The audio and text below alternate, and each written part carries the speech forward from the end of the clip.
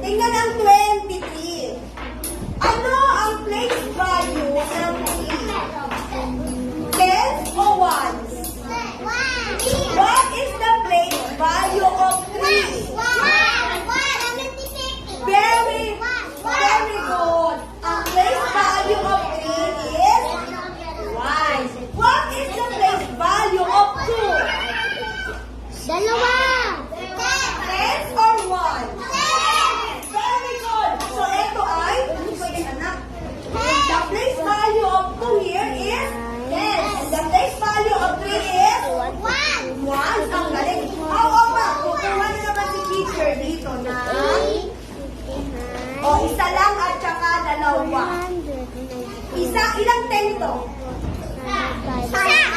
One. Okay. Mayroon siyang 1 na 10. Meron siyang ilang